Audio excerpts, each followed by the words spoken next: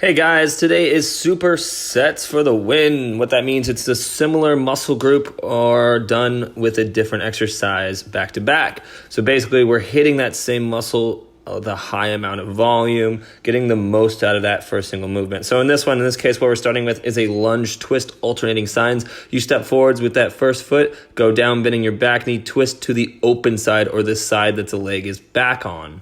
Make sure your shoulder width apart or shoulder width wide, but double shoulder width forwards. Notice when I do my lunge, you see that beautiful square on that front foot between my back leg and my front leg.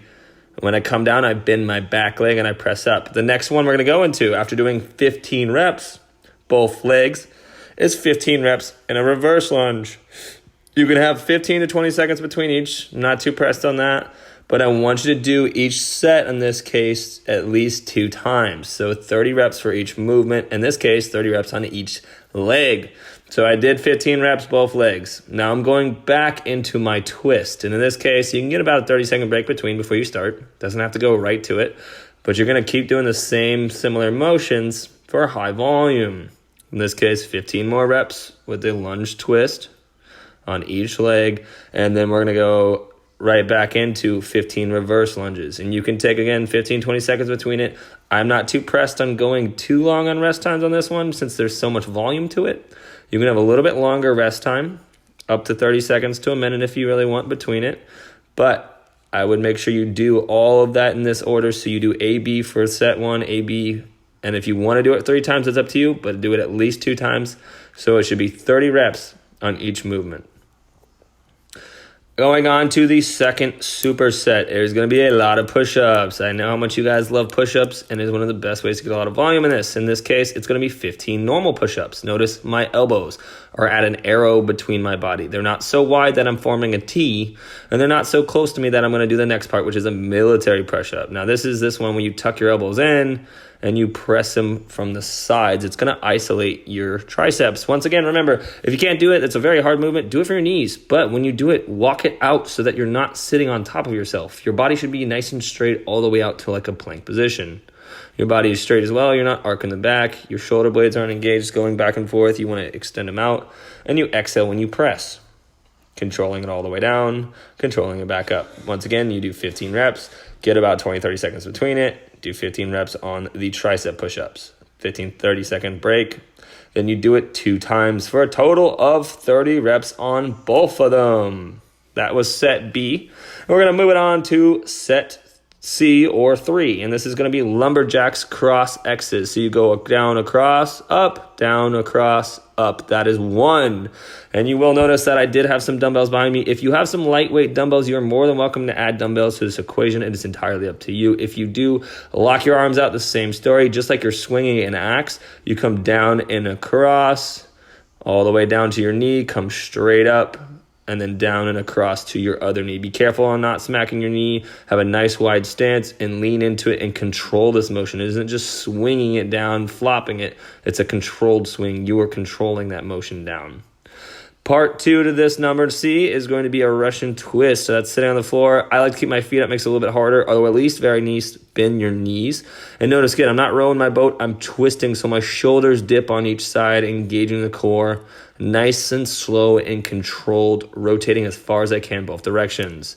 15 reps on each side for that. Then back to the 15 on each side lumberjacks. So that right there would be 1. You can have 15 to 30-second break between all of them. Don't forget that. I may be going back to back, but I'm not doing all 15 in this video. So give or take, right? If you need a little bit longer between the bigger groups too, that's all up to you. Once you do that 15 lumberjacks, you are back down to a Russian twist again. Moving on, we are going to Group D, or number 4 of the sets. This will be a touchdown jump squat. So again, I'm sitting deep. I'm putting both hands to the ground, and I'm exploding up as high as I can, sitting deep into a squat, and then driving it up. I want you to go all the way down and go as high as you physically can, 15 reps. Then you're going to go straight into a 1-minute wall sit. Here's the only time one. 1 minute on the wall sit. I want you to come down to 90 degrees. Really put your back supported against the wall. Keep your feet, knees together, or at very least shoulder width apart. Don't let them go too wide.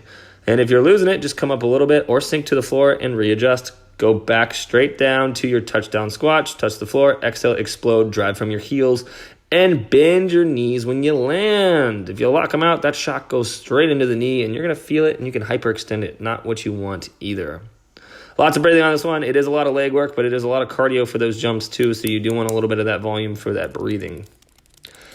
Final wall sit, 1 more minute, nice and low. Don't go below 90, but you want to do your best to keep it to 90, and just focus on your breathing. Anything cardio, anything that's time-based, it's all about the distractions. You can put music out here, do your thing, put a timer on. It's up to you on how you want to do that. The final, number 5, and the group E is going to be a decline push-up. So instead of a pike push-up where your butt is in the air but your feet are still on the ground, you want to put your feet on some kind of elevated surface. You can put it on the chair, you can put it on the stairs. If you have a box, a footstool, whatever it is, just a slight elevation is going to put a lot more volume into your shoulders and out of your chest. But just like a push-up, you want to try to keep it about chest height, allowing your arms to come about a nice arrow, exhaling when you press, and controlling it down, controlling it up. 15 reps, and then you're going to go into 50 arm punches on each side, so 100 as fast as you can. So you just did a little bit of heavy volume to the shoulders, and now you're going to burn them out. And this time, you probably want a shorter rest time. 10 to 15 seconds is recommended. If you need a little bit longer because the breathing is out, take a few more seconds. I'm okay with that. Go right back into it. The final 15 decline push-ups, get as low as you can, exhaling and pressing, and then going back to that 50 arm punch each side, total of 100 or 200 by you finish the entire circuit of it. Again, punch them as fast as you can. If you want to engage the core by twisting a little bit, that's up to you. Drive them up, drive them down, drive them up, explode. Hope you guys enjoyed the superset. It is all about